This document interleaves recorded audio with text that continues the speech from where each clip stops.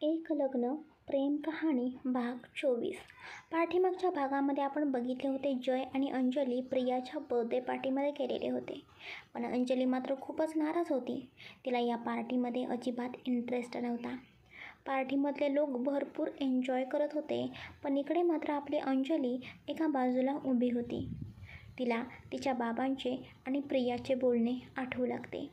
ते सगळं काही आठवून अंजलीला खूप त्रास होत होता. त्या घरातच तिला आणि तिच्या आईला घराबाहेर काढलेले होते. तो क्षण अंजलीला आठवत होता. अंजलीला नाराज असलेलं बघून जय परत अंजलीच्या जवळ येतो. अंजली, काय झाले आहे? तू मला अजूनही नाराज दिसत आहेस. खरं खरं सांग, काय झालेले आहे? तुला कोणी इथे काही बोललेले आहे का? जयचे बोलणे ऐकून अंजली भानावरती येते आणि बोलते, अरे नाही रे जय, तसं काहीच नाही, ते असंच. बरं, मग तू काही ड्रिंक वगैरे घेतले आहेस की नाहीस? तू ड्रिंक घेत नाहीस ना? थांब, मी वेटरला सांगून तुझ्यासाठी ज्यूस वगैरे मागवतो, जय बोलतो. ते जयचे बोलणे ऐकून अंजली बोलते, नाही नको जय, मला खरंच आता काहीही नको आहे आणि मला काही हवं असेल तर मी घेईन. तू नको काळजी करू, तू तुझी पार्टी एन्जॉय कर. माझ्यामुळे तुझा मूड ऑफ व्हायला नको. अंजली, असं काहीही नाही. मी तुला इथे माझ्या जबाबदारीवर आणलेले आहे ना. मग मी तुझी काळजी घेणं, तुला काय हवं नको ते बघणं हे माझं कर्तव्य आहे ना. त्यामुळे प्लीज आधी तू काहीतरी खाऊन घे. ऑफिसमधून आल्यापासून काही गडबडीमध्ये तू काहीही खाल्ले नाहीस, जय बोलतो आणि दुसऱ्या दिशेला बघून वेटरला तिथे बोलवतो. वेटर अंजलीच्या जवळ येतो. तोपर्यंत तिकडून प्रिया अंजलीच्या जवळ येते. हाय दीदी, प्रिया बोलते. तोपर्यंत चुकून प्रियाचा धक्का वेटरला लागतो आणि वेटरच्या हातातला ज्यूस अंजलीच्या ड्रेसवरती पडतो. त्यामुळे अंजलीचा पूर्णपणे ड्रेस खराब झालेला होता. तेच हे बघून प्रिया मुद्दाम वेटरकडे बघते आणि रागाने बोलते, तुला समजत नाही का? माझ्या दीदीचा पूर्णपणे ड्रेस तू खराब केलास ना. नीट काम तुला करताच येत नाही का? तेच वेटर घाबरून अंजलीकडे बघतो. सॉरी मॅडम, चुकून धक्का लागला. तेच इकडे प्रिया बोलते, एक काम धड करता येत नाही, तू इथून निघून जा. प्रिया मुद्दाम रागातच वेटरकडे बघून बोलते आणि परत अंजलीकडे बघून बोलते, अंजली, तुझा तर पूर्णपणे ड्रेस खराब झालेला आहे, आता काय करायचे? दीदी, तू एक काम कर ना, बाजूलाच एक रूम आहे, तिथे जाऊन तू तुझा ड्रेस साफ कर. प्रियाचे बोलणे ऐकून अंजली जयकडे बघते आणि बोलते, जय, मी लगेच आले, तू थांब इथेच. अंजली एवढे बोलून रूममध्ये निघून जाते. अंजली तिचा ड्रेस साफ करत स्वतःच्या मनाशीच बोलत होती, मला माहिती आहे प्रिया, तू मुद्दामच मला धक्का दिलास, कारण सगळ्यांसमोर तुला माझी इज्जत काढायची होती ना. तुला माझा अपमान कसा होईल हेच बघायचं आहे ना. पण मी तसं काहीही होऊ देणार नाही. अंजली मनाशीच बडबड करत होती. अंजली तिथे जाऊन तिचा ड्रेस साफ करत होती. तोपर्यंत अचानक आतून दरवाजा बंद झालेला अंजलीला आवाज येतो. अंजली दरवाजाकडे बघते तर आतमध्ये कोणीतरी एक व्यक्ती आलेली होती. अंजली घाबरत त्यांच्याकडे बघते आणि बोलते, कोण आहात तुम्ही? इथे का आलेला आहात? हाय बेबी, ती व्यक्ती बोलते. त्या व्यक्तीचे बोलणे ऐकून अंजलीला थोडे वेगळेच वाटते. हे बघा, तुमचा काहीतरी गैरसमज झालेला आहे, तुम्ही चुकीच्या रूममध्ये आलेला आहात. तेच अंजलीचे बोलणे ऐकून समोरची व्यक्ती हसत एका वेगळ्याच नजरेने अंजलीकडे बघून बोलते, नाही बेबी, मी करेक्ट रूममध्ये आलेलो आहे, आपण काहीतरी करूया का? तो हसत वेगळ्या नजरेकडे बघत अंजलीकडे बोलतो, इडियट, अशा घाणेरड्या गोष्टी बोलताना लाज कशी वाटत नाही?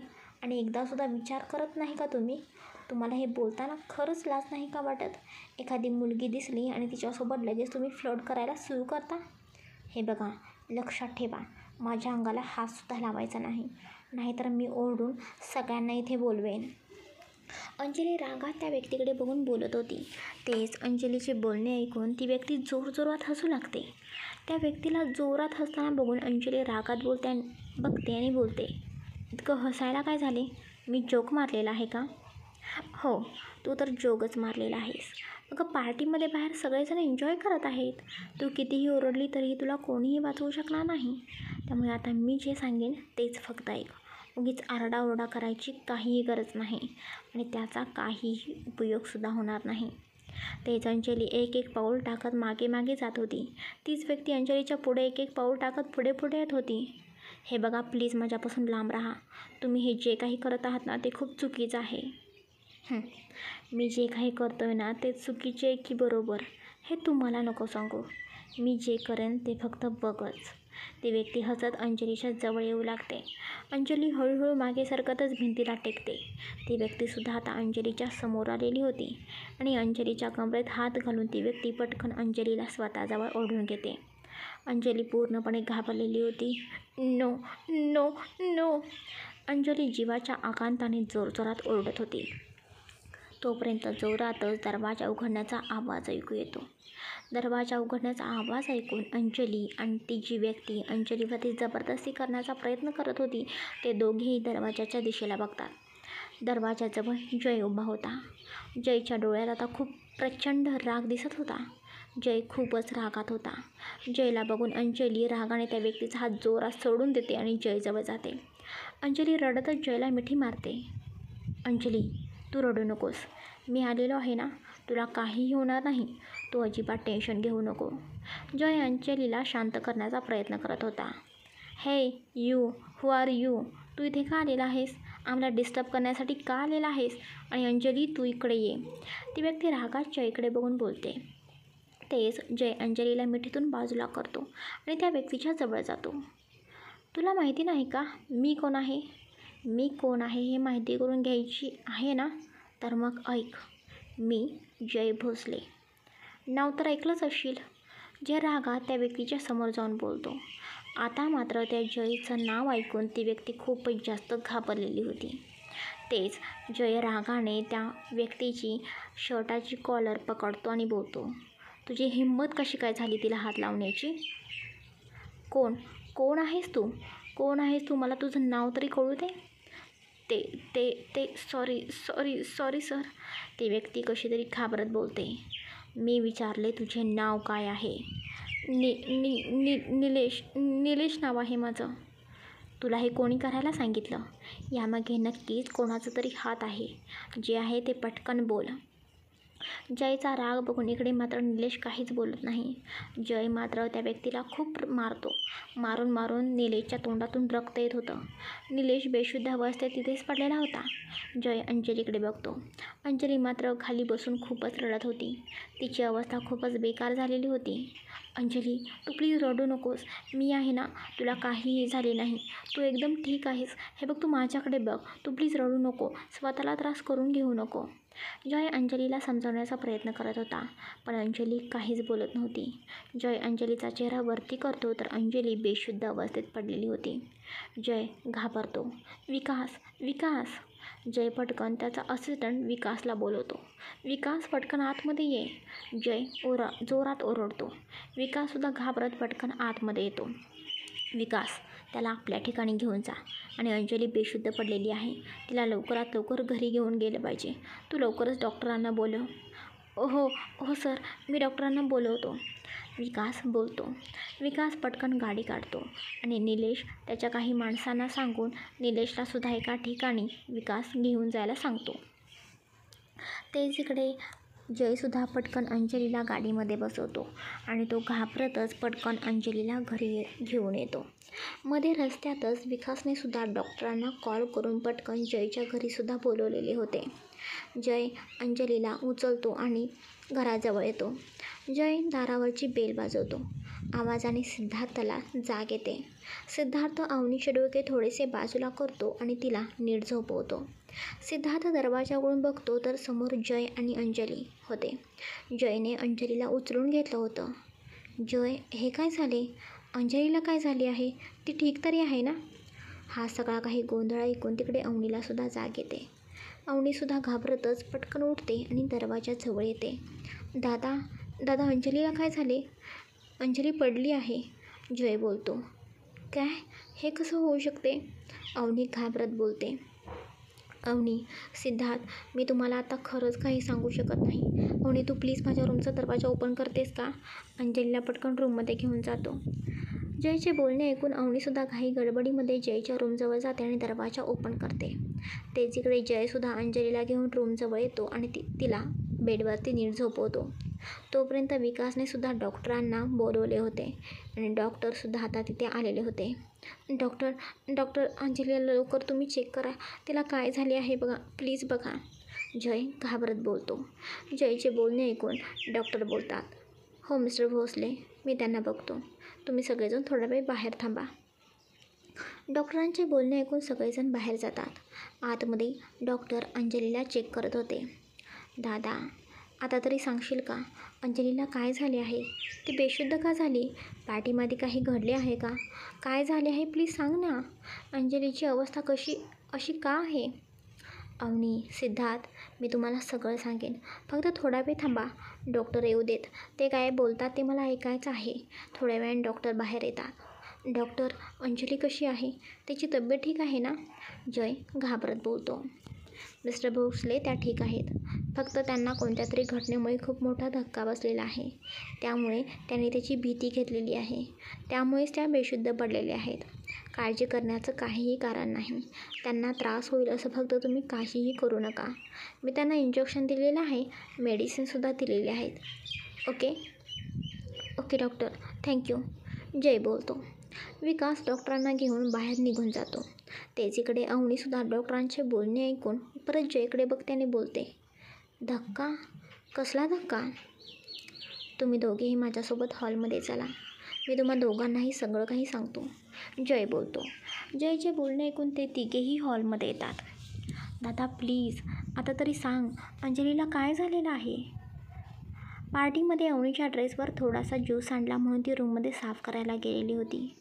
तेवढ्यात कोणीतरी व्यक्ती आली आणि त्याने अंजलीवरती जबरदस्ती करण्याचा प्रयत्न केला. मी वेळेवर पोहोचलो म्हणून अंजली सुखरूप होती, तिला काहीही झाले नाही, नाहीतर काय झाले असते याचा मी विचारसुद्धा करू शकत नाही. काय, अवनी आश्चर्याने बोलते.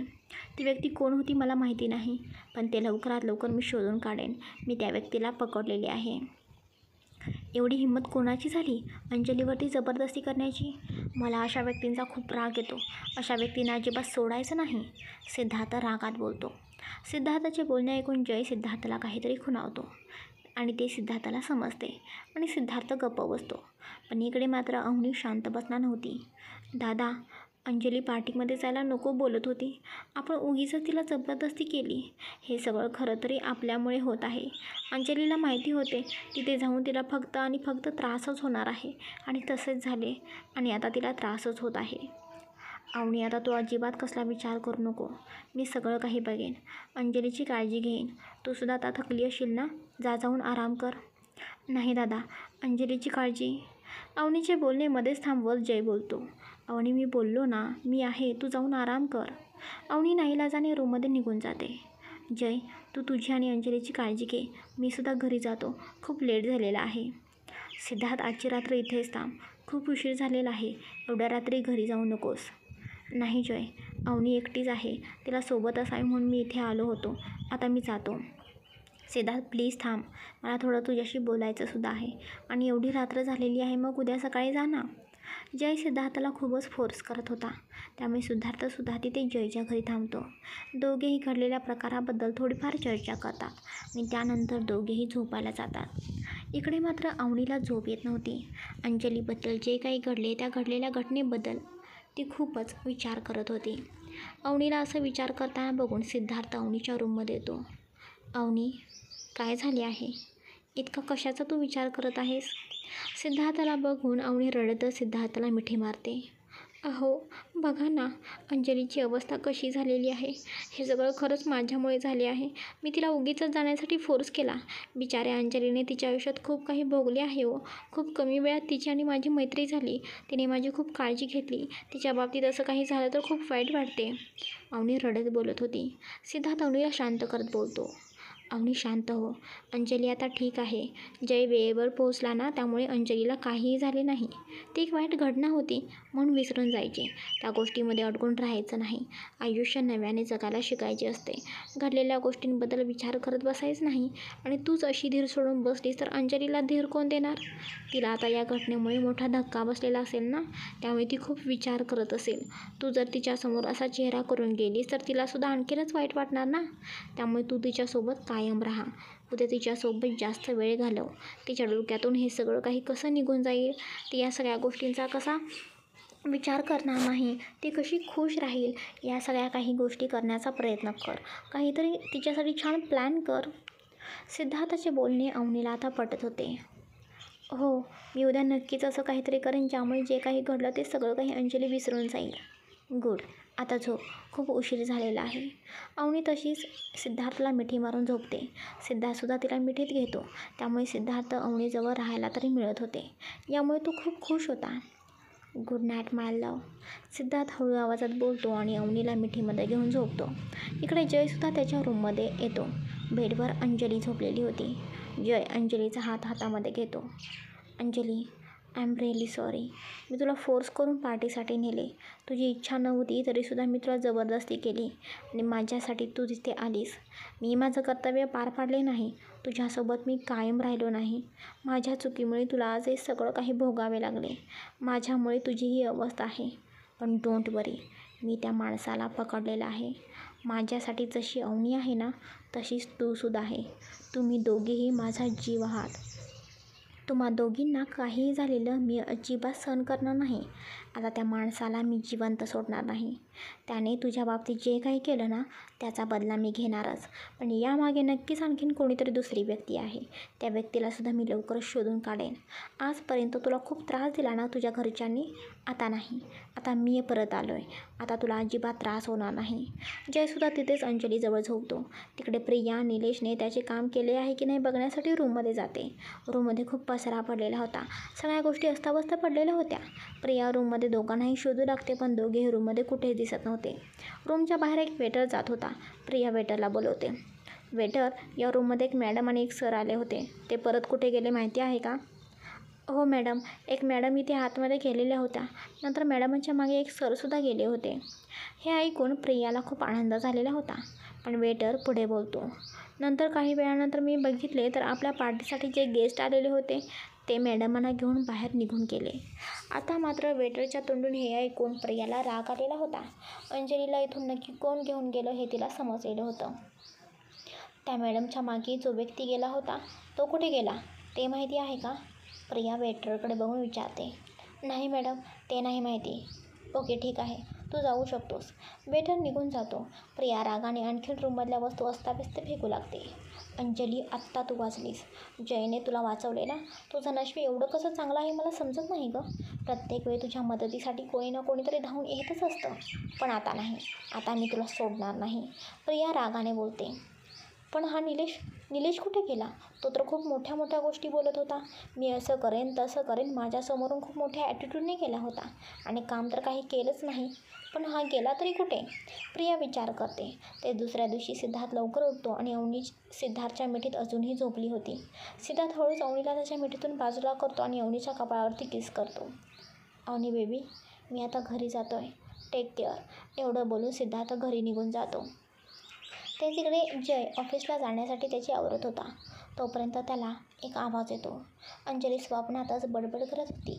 तिला काल घडलेल्या घटनेबद्दल खूप वाईट स्वप्न पडलेलं होतं. नाही नाही नाही, प्लीज प्लीज मला सोडा. मला काहीही करू नका. प्लीज प्लीज माझ्यापासून दूर राहा. झोपेतच अंजली बडबड करत होती. नको म्हणून अंजली जोरात रडते आणि ओरडू लागते.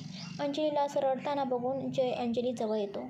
अंजली पूर्णपणे घामाने भिजलेली होती. तिला खूप भीती वाटत होती. जयला समोर बघून अंजली पटकन त्याला मिठी मारते. जय जय, अंजली रडत बोलते. अंजली, तुला काहीही झालेलं नाही. मी आहे ना तुझ्यासोबत. हे बघ, सगळं काही ठीक आहे. मी तुला काल वाचवले आहे, तुला समजते का? आणि आता जे झाले ते सगळं काही विसरायचे आहेस. तू एक वाईट स्वप्न बघितलेले आहेस असं समज आणि झालेलं सगळं काही विसर. इथून पुढे तुला काहीही होणार नाही याची खात्री मी देतो. जयचे बोलणे ऐकून अंजली रडत बोलते.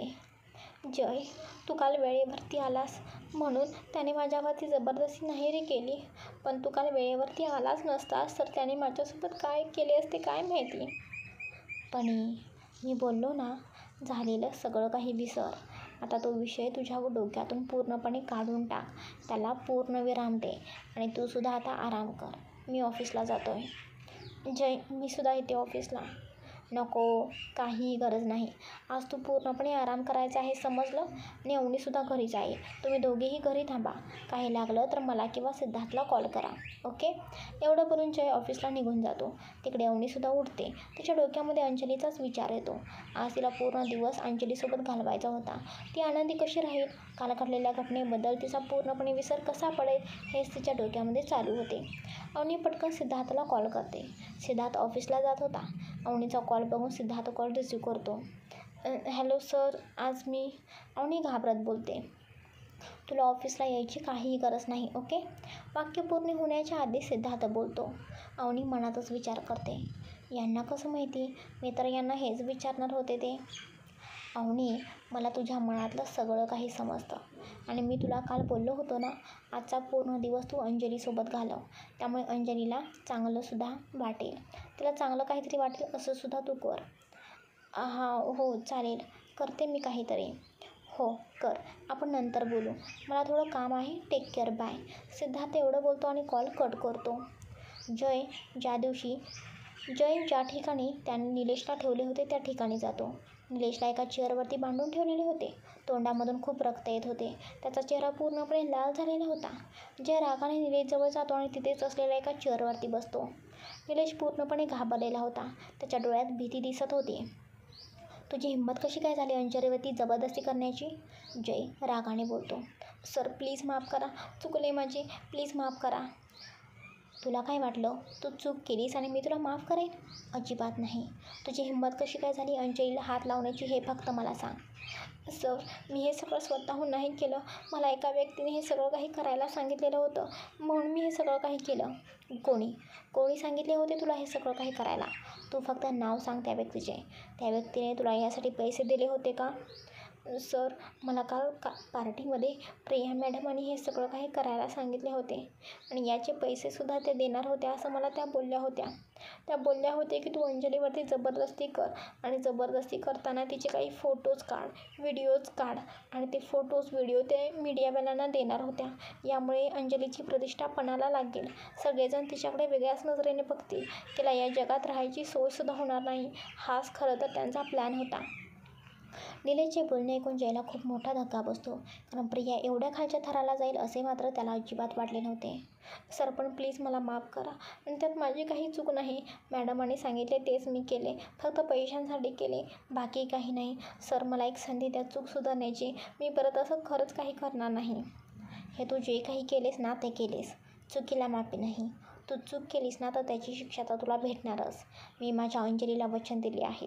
तिला जो कोणी त्रास देईल ना त्याला या जगातून मी कायमचं संपवून टाकेन. जय उठतो. विकास जयच्या हातात गन देतो. जय निलेशच्या डोक्यावर नेम धरून त्याला मारून टाकतो. तेच इकडे विकास जयला रुमाल देतो. जय त्याचे हात पूर्णपणे साफ करतो आणि तिथून बाहेर निघून जातो. जय बाहेर येतो आणि पटकन सिद्धार्थला कॉल करतो. हॅलो सिद्धार्थ, काम झालेले आहे.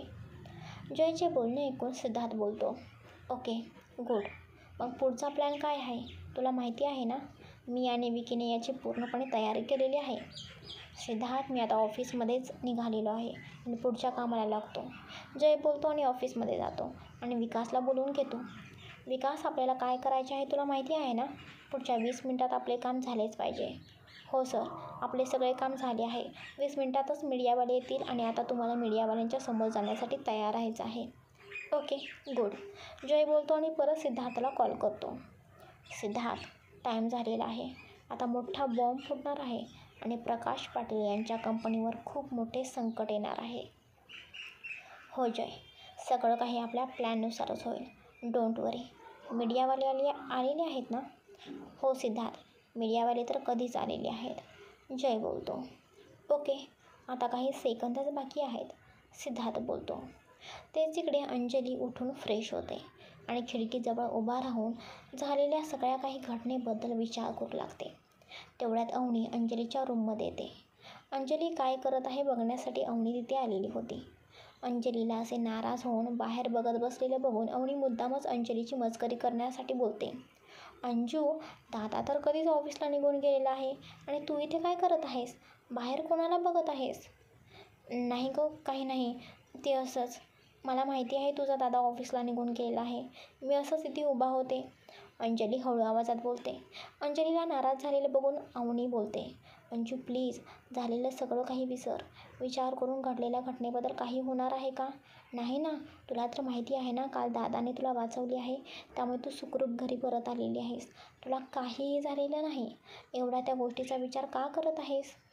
अवनी, तुझा दादा काल वेळेवर आला म्हणून त्या व्यक्तीने मला काही केले नाही. जर तुझा दादा वेळेवर आलाच नसता तर? या विचारानेच माझ्या अंगावरती काटा येतो गं. अंजू, मी तुला बोलले ना, इतका विचार तू नको करू. झालेलं सगळं काही विसर. विचार करून तुलाच त्रास होणार आहे. त्यापेक्षा इथून पुढे चांगलं आयुष्य कसं जगायचं हे बघ. झालेलं झालं ना. अंजली फक्त इतकंच बोलते. बरं अंजू, चल आपण दोघी बाहेर जाऊन मस्तपैकी TV बघूया, मस्त एन्जॉय करूया. नाही नको अवनी, मी नाही येत. मी बसते ना रूममध्ये. अंजू, मी तुला बोलले ना बाहेर चल. चल बरं लवकर, नाहीतर मी रागवेन. अवनी जास्त जबरदस्ती करत असल्यामुळे अंजलीसुद्धा बाहेर यायला तयार होते. बरं ठीक आहे, तू पुढे हो, मी आलेच. ओके ठीक आहे, लवकर ये. अवनी बाहेर हॉलमध्ये निघून जाते आणि अवनी TV सुरू करते आणि TVवर बातमी बघून आता मात्र तिला धक्का बसतो. अंजू, अंजू, अगं पटकन खाली ये, लवकर ये गं. अवनी मोठमोठ्याने अंजलीला आवाज देऊ लागते. काय झालं आहे अवनी? इतक्या जोरात का ओरडत आहेस? अंजलीसुद्धा बाहेर येत बोलते. अगं तू बाहेर तर ये. अंजली रूममधून बाहेर हॉलमध्ये येते. काय झालं? अगं अंजू, ही न्यूज पाहिलीस का? अवनीचे बोलणे ऐकून अंजली TVकडे बघते. न्यूज रिपोर्टर सांगत होते की प्रकाश पाटील यांची कंपनी बँकरप्ट झाली असल्यामुळे कंपनीचे सगळे काही शेअर मिस्टर सिद्धार्थ देशमुख आणि मिस्टर जय भोसले यांनी विकत घेतलेले आहेत आणि हे शेअर दोघांनी 50-50% विकत घेतलेले आहेत. आता त्या कंपनीवर मिस्टर प्रकाश पाटील यांचा काहीही हक्क राहिलेला नाही. ही बातमी ऐकून आता मात्र अवनी आणि अंजलीला खूप मोठा धक्का बसलेला होता. अवनी, हे कसे काय होऊ शकते? बाबांची कंपनी तर खूप चांगल्या प्रकारे चालत होती आणि हे मध्येच काय आले? बाबा खूप टेन्शनमध्ये आले असतील. मला त्यांच्याजवळ गेलं पाहिजे. अंजू 2 मिनिट थांब, आता दादाचा इंटरव्ह्यू आहे, तो काय बोलतोय ते तरी ऐक आणि मग जा. लगेचच जयचा इंटरव्ह्यू सुरू होतो. सगळे रिपोर्टर्स मिळून जयचा इंटरव्ह्यू घेत होते. मिस्टर जय भोसले, हे खरं आहे का तुम्ही मिस्टर पाटील यांच्या कंपनीचे सगळे काही शेअर्स खरेदी केलेले आहेत? हो, हे सगळं काही खरं आहे, पण यामध्ये सिद्धार्थचा सुद्धा वाटा आहे. यातले 50% शेअर्स माझे आहेत आणि 50% शेअर्स सिद्धार्थचे आहेत. सिद्धार्थचे नाव ऐकून सगळे मीडियावाले आश्चर्यचकित झालेले होते. मग इथे सिद्धार्थ देशमुख का आलेले नाहीत? आणि तुम्हा दोघांनाही पहिल्यापासूनच माहिती होते का मिस्टर पाटील यांची कंपनी बँकरप्ट होणार आहे? काहीच, तुमच्या प्रश्नाचे उत्तर सिद्धार्थच देईल. जय बोलतो आणि पटकन त्याचा मोबाईल हातामध्ये घेऊन सिद्धार्थला व्हिडिओ कॉल लावतो. सिद्धार्थसुद्धा लगेचच व्हिडिओ कॉल रिसीव्ह करतो आणि सिद्धार्थ जयला त्याचा मोबाईल माईकजवळ घ्यायला सांगतो आणि सिद्धार्थ बोलतो. हाय एव्हरीवन, तुम्हा सगळ्यांनाच मिस्टर पाटील यांची कंपनी बँकरप्ट झालेली आहे ही माहिती तर मिळालेलीच आहे.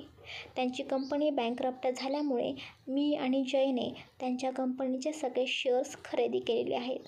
या कंपनीचे 50% शेअर माझ्या नावावरती आहेत आणि 50% शेअर्स जयच्या नावावरती आहेत.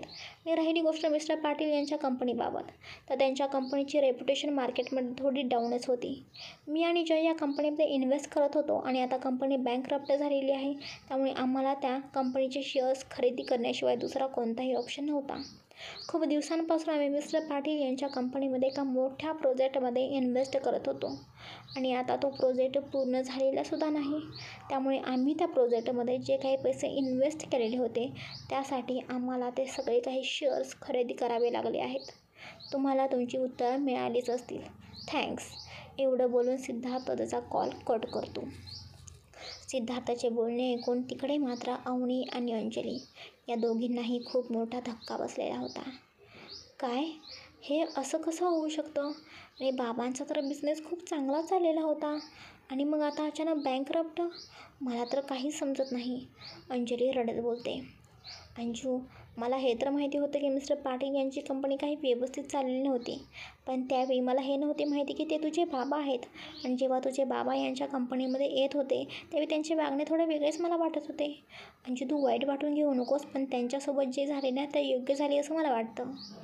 हां अवनी, तू सुद्धा बरोबर बोलत आहेस. त्यांनी माझ्या आणि माझ्या आईच्या बाबतीत जे काही केले ते बघून मला असं वाटतं की आज त्यांच्या बाबतीत जे काही झाले ते बरोबरच झाले. जर माझी आई आज माझ्यासोबत असती तर माझ्या आईलासुद्धा हे सगळं काही ऐकून खूप वाईट वाटलं असतं. आज त्यांच्याबरोबर जे काही झाले तेच त्यांची लायकी होती. त्यांच्या बाबतीत हेच व्हायला पाहिजे होतं. अंजली बोलत होती आणि तिच्या डोळ्यातून पाणी येत होतं. तिच्या बाबांनी तिला, तिच्या आईला जो काही त्रास दिला ते सगळं काही तिला आठवू लागत होतं. आणि ते सगळं काही आठवून तिला त्या सगळ्या गोष्टींचा खूप त्रास होत होता. अंजू, आता तुला रडायची काहीही गरज नाही. आता रडायची वेळ त्यांच्यावरती आलेली आहे. हा एक आवाज अंजलीच्या कानावरती पडतो. एक व्यक्ती तिथे येऊन बोललेली होती. अंजली पटकन पाठीमागे वळून बघते तर तिथे जय उभा होता. अंजली, जे काही तुझ्या बाबतीत झाले त्याची शिक्षा त्या लोकांना भेटली आहे आणि बघ आज ते लोक रस्त्यावरती आलेले आहेत. जयचे बोलणे ऐकून अंजली आणि अवनी जयकडे आश्चर्याने बघू लागतात. जय काय बोलत आहे हे त्या दोघींना अजिबात समजत नव्हते. म्हणजे दादा, तू त्यांच्या कंपनीमध्ये बँकरप्ट घडून आणलेला आहेस का? अवनी आश्चर्याने आणि प्रश्नार्थक नजरेने जयकडे बघून बोलते. त्याच्याकडे जय हसतो आणि बोलतो, येस, या सगळ्या गोष्टीमध्ये माझा आणि सिद्धार्थचा हात होता. हा सगळा प्लॅन माझा आणि सिद्धार्थचाच होता. पण तुम्ही दोघांनी मिळून कंपनीमध्ये बँकरप्ट का आणला? अंजली बोलते. कारण त्यांनी काल तुझ्या बाबतीत जे काही केले त्याची त्यांना शिक्षा भेटायला पाहिजे होती ना. अरे पण दादा, मला माहिती आहे त्या माहितीनुसार त्यांची कंपनी तर व्यवस्थित चालत नव्हती. पण त्यांच्या कंपनीची एवढीसुद्धा वाईट परिस्थिती झालेली नव्हती की लगेचच त्यांची कंपनी रस्त्यावरती येईल, लगेचच त्यांची कंपनी बँकरप्ट होईल. हे नक्की काय झालेले आहे मला काहीच समजत नाही. मला माहिती आहे त्यांची कंपनी व्यवस्थितपणे चालत नव्हती, पण त्यांची कंपनी एवढ्यासुद्धा वाईट परिस्थितीत नव्हती की लगेच बँकरप्ट होईल. आम्ही दोघांनी मुद्दामच हे सगळं काही घडून आले आणि त्यांची कंपनी बँकरप्ट केली. जय बोलतो. पण का? असं काय घडले होते की कंपनी बँकरप्ट करण्याची वेळ आली होती? अंजली विचारते. अंजली, तुला काय वाटते? काल तुझ्यासोबत जे काही झाले ती फक्त एक वाईट घटना होती? नाही, असं अजिबात नाही. हा सगळा प्लॅन तुझ्या फॅमिलीचा होता. तुझ्या बाबतीत जे काही झाले ना ते सगळे काही तुझ्या फॅमिलीमुळेच झालेले आहे. अंजली, काल तुझ्या बाबांनी तुला पार्टीमध्ये बोलवण्याचे कारण तुला माहिती आहे का? कारण त्यांनासुद्धा माहिती होते त्यांची कंपनी वाईट परिस्थितीमध्ये आहे आणि त्यांना तुझे लग्न मिस्टर केळकर यांच्याबरोबर लावून द्यायचे होते. आणि त्यांचे एज किती आहे माहिती आहे का तुला? त्यांचे एज 62 इयर्स आहे आणि मिस्टर केळकर यांच्यासोबत तुझं लग्न याच गोष्टीसाठी लावून देणार होते. मिस्टर केळकर त्यांच्या कंपनीला मदत करण्यासाठी तयार झालेले होते आणि तुझी बहीण प्रिया तीसुद्धा चांगली नाही. तिला तुझं आयुष्य पूर्णपणे बरबाद करायचे होते. त्यामुळे तिने मुद्दाम त्या व्यक्तीला म्हणजेच निलेशला त्या रूममध्ये पाठवले. निलेश मुद्दाम तुझ्यावरती जबरदस्ती करणार होता आणि फोटो व्हिडिओ काढून ते व्हायरल करणार होता. त्यामुळे तुझी इज्जत गेली असती, तुला कुठेही तोंड दाखवायला जागा राहिली नसती, तुझे जगणे ती मुश्किल करणार होती. आता तूच विचार कर, काल तुझ्या बाबतीत जे काही चुकीचे घडले असते तर आज मीडियावाले ज्या काही न्यूज देत आहेत ना त्या न्यूजमध्ये ते लोक नाही तू असतीस. जयचे बोलणे ऐकून अंजलीला जबरदस्त धक्का बसतो. तिला वाटलेसुद्धा नव्हते की तिची फॅमिली एवढ्या खालच्या थराला जाईल. प्रिया आणि प्रियाच्या आईबद्दल तिला शंका होती कारण त्यांना कधीही अंजलीचे चांगले वाटत नव्हते. पण तिचे बाबासुद्धा तिच्या बाबतीत चुकीचे वागतील ते असं अजिबात तिला वाटलेलं नव्हतं. तशी तिची अपेक्षासुद्धा नव्हती. अंजली खाली जमिनीवरती बसते आणि जोरजोरात रडू लागते. का केले त्या लोकांनी असे? मी त्यांचे काय वाईट केले होते आणि माझ्या बाबतीतच हे सगळे असे का घडत आहे? ते लोक माझ्या बाबतीतच असं वाईट करतील असं मला अजिबात वाटले नव्हते. आता मला माझ्या बाबांचे तोंड बघण्याची सुद्धा इच्छा नाही. मला त्या फॅमिलीसोबत पूर्णपणे संबंध तोडून टाकायचे आहेत. माझ्याच नशिबी असं काय येत आहे मला समजत नाही. एवढं काय मी वाईट केले आहे म्हणून देव माझ्याच नशिबी असली माणसं पाठवतो? अंजलीला असं रडत असताना बघून जय तिच्याजवळ बसतो अंजली प्लीज रडू नकोस. तू खरंच खूप नशीबवान आहेस, पण त्या लोकांसाठी नाही. त्या लोकांची लायकीसुद्धा नाही गं. आणि मी तुला बोललो होतो ना, तू खूप स्ट्रॉंग गर्ल आहेस. हे सगळं काही विसर. ते जे वागले आहेत ना, त्यांची शिक्षा त्यांना भेटली आहे. आणि आता ते लोक रस्त्यावर आलेले आहेत. आता तू या सगळ्या गोष्टींचा विचार करू नको. तू या सगळ्या काही गोष्टी विसरून नवीन आयुष्याला सुरुवात कर. या सगळ्या गोष्टींचा अजिबात तू विचार करू नकोस, समजलं? हो अंजू, दादा बोलत आहे ते अगदी बरोबर आहे. तुला माहिती आहे ना, माझ्यावर वाईट परिस्थिती आलेली होती त्यावेळी तूच मला आधार दिलेला होतास. तूच मला स्ट्रॉंग बनवलेस, मला हिंमत दिलीस. मग आता तूच काय धीर सोडत आहेस? काल झाले ते झाले. सगळे काही विसर आणि नवीन आयुष्याला सुरुवात कर. अवनीसुद्धा अंजलीला समजवण्याचा प्रयत्न करते. तेच अंजली काहीच न बोलता तिच्या रूममध्ये निघून जाते. अंजलीला असं काहीच न बोलता रूममध्ये गेलेलं बघून जयसुद्धा तिच्या पाठीमागे जाऊ लागतो. दादा तू थांब. तिच्या मागे लगेच जाऊ नको. तिला थोडा वेळ दे. तिला एकटीला सोड. तिला सध्या त्याचीच गरज आहे. तिला स्वतःला समजेल आपण काय बोलत आहोत आणि तिला आपले बोलणे नक्कीच पटेल. अवनी बोलते. तू बरोबर बोलत आहेस. दादा आता मी तुला एक विचारू का? त्याचं तू खरोखर उत्तर देशील का? हो अवनी, विचार ना. दादा तुला अंजली आवडते का? अवनीचे बोलणे ऐकून जय नजर चोरू लागतो आणि इकडे तिकडे बघू लागतो. नाही अवनी, तसं काही नाही. आम्ही फक्त एक चांगले फ्रेंड्स आहोत. बाकी काही नाही गं. मी बनीच्या बाबतीत असा विचार नाही करत. बनी? कोण बनी? म्हणजे अंजली बनी? अवनी प्रश्नार्थक नजरेने जयकडे बघून बोलते. हो अंजलीला मी बनी बोलतो. आम्ही लहानपणापासून एकमेकांना ओळखतो. तेव्हापासून आम्ही बेस्ट फ्रेंड आहोत. तेव्हाच मी तिचे नाव बनी ठेवले होते आणि त्यानंतर आमच्या दोघांची भेट नाही झाली. तुझ्यामुळे आत्ताच आम्ही भेटलेलो आहोत. अच्छा असं आहे तर. पण दादा तुझ्या डोळ्यात प्रेम मला दिसतं तिच्याबद्दलचं. तू अंजूची किती काळजी करतोस हे मला समजतं. अंजू डिस्टर्ब झाले की तुलासुद्धा त्याचा त्रास होतो आणि तुला अंजू आवडते, राईट? हो अवनी, मला अंजली आवडते. पण मी तिला माझ्या फिलिंग कधीही सांगितल्या नाहीत. का? अरे मग सांगून टाक ना तुझ्या मनातलं. नाही सांगितलेस तर अंजूला तुझ्या मनातलं कसे समजेल? चान्स आहे मग बोलून टाक ना सगळं. अवनी मी काल अंजलीला माझ्या मनातलं सगळं काही सांगणार होतो. पण काल तिच्या बाबतीत जे काही झाले त्यामुळे मी तो विषय टाळला. आता बघू परत कधी चान्स भेटतोय. असं आहे का? ठीक आहे मग. मी सगळं बघते. उद्या तू आणि अंजू बाहेर फिरायला जा. तिला तू कुठेतरी डेटला घेऊन जा आणि तू तुझ्या मनातलं सगळं काही तिला सांगून टाक. उद्या लगेचच? हे कसं काय शक्य आहे? म्हणजे अवनी तू बघतेस ना अंजलीची परिस्थिती कशी आहे. ती माझ्यासोबत बाहेर फिरायला येईल असं मला नाही वाटत. दादा सगळं काही नीट होईल आणि अंजूला मी तयार करेन. तू फक्त उद्या जाण्यासाठी तयार राहा. पण अवनी मी कुठे जाऊ मला समजत नाही आणि मी काय करू? दादा मी सगळं काही नीट करेन. डोंट वरी. मी तिला समजावेन. तू अजिबात काळजी करू नको. तू फक्त उद्यासाठी तयार राहा. अवनी बोलते. चला गाईज बघूया आता अंजली आणि जय या दोघांची धागेदोरी कसे जुळतात. आणि इकडे तर अजून आपल्या अवनी आणि सिद्धार्थचे जुळायचेच आहेत. बघूया पुढे काय होतं. बाकी आजचा भाग कसा वाटला नक्की भरभरून कमेंट्स करून सांगा. पुढचा भाग उद्या प्रकाशित होईल. Bye, take care.